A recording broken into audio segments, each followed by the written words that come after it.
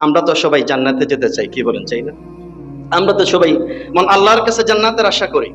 এবং আল্লাহ রাব্বুল আলামিন কোরআনে কারীমের মধ্যে বলেছেন, যারাই জান্নাতের অধিবাসী হবে তাদের কোনো চিন্তা, টেনশন, কোনো দুশ্চিন্তা থাকবে না। তবে এই জান্নাতবাসীর এত নাজ নেয়ামত পাওয়ার পর যখন জান্নাতবাসীরা জান্নাত অর্জন করবে, জান্নাতের হুরুন ঈন, এত অসংখ্য হুর ঈন নাজ নেয়ামতে যখন ভরপুর সে উপভোগ করবে, তখন সে একটা জিনিসের আফসোস করবে।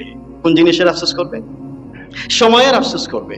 ইমাম তাবারানী রাহিমাহুল্লাহ তিনি তার কিতাবের মধ্যে উল্লেখ করেছেন, আল্লাহ রাসূল সাল্লাল্লাহু আলাইহি ওয়াসাল্লাম তিনি বলেন, মা মিন শাইইন ইয়াতাহাসসারু আহলুল জান্নাহ, জান্নাতবাসীরা কোনো বিষয় কোনো আফসোস করবে না, কিন্তু একটি বিষয়ে তারা বারবার তারা আফসোস করবে, হায় হায় বলবে। কি আফসোস করবে? ইল্লা আলা সাআতিন মাররাত বিহিম লাম ইয়াযকুরুল্লাহ ফিহা, তারা দুনিয়ার জীবনে অসংখ্য অগণিত সময় তারা বিনষ্ট করেছে, অতিবাহিত করেছে, কিন্তু এই সময়ের মধ্যে মহান আল্লাহর স্মরণ তারা করতে পারেনি, আল্লাহর ইবাদতে তারা সময় অতিবাহিত করেনি, আল্লাহর দ্বীন কায়েমে, দ্বীন প্রচার এবং প্রসারে তারা সময় অতিবাহিত করতে পারেনি। এই জন্য তারা জান্নাত পাওয়ার পরেও তারা জান্নাতের মধ্যে আফসোস করবে।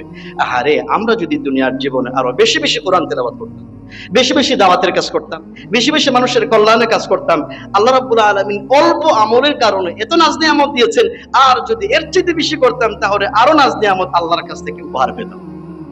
কিন্তু সেই দিন আপনারাই বলুন, এই আফসোস করে কোনো লাভ হবে? কি বলুন, কোনো লাভ হবে কিনা? কোনো লাভ হবে না। এই জন্য আমাদের সময় থাকতে আমাদের সময়ের গুরুত্ব আমাদের সকলকেই এটা দিতে হবে। এই জন্য আপনারা দেখবেন মহাগ্রন্থ আল কোরআনুল কারীমের মধ্যে মহান আল্লাহ সুবহানাহু ওয়া তাআলা অসংখ্য জায়গায় বিভিন্ন স্থান, বিভিন্ন নাম, বিভিন্ন বিষয়ের কসম করেছেন। আল্লাহ সুবহানাহু ওয়া তাআলা অন্তত সময়ের কসম করেছেন 15 থেকে 17টি স্থানে। কয়টি স্থানে? সময়ের কসম করেছেন 15 থেকে 17টি স্থানে মহান আল্লাহ রাব্বুল আলামিন সময়ের কসম করেছেন। ওয়াল আসরি, আসরের কসম, ওয়াল ফাজরি, ফজরের সময়ের কসম, ওয়াল লাইলি, রাত্রির কসম, ওয়ান নাহারি, দিনের কসম, ওয়াশ শামসি, সূর্যের কসম, ওয়াল কামারি, চন্দ্রের কসম। এই সবগুলি সময়ের সাথে সম্পৃক্ত। এবং কোরআনুল কারীমের মজার যতগুলি বিষয়ের মধ্যে আল্লাহ রাব্বুল আলামিন কসম করেছেন, এর মধ্যে সর্বশেষ কসম করেছেন সময়ের। সেটা কোন সূরা বলেন আপনারা? আল আসরের কসম করেছেন।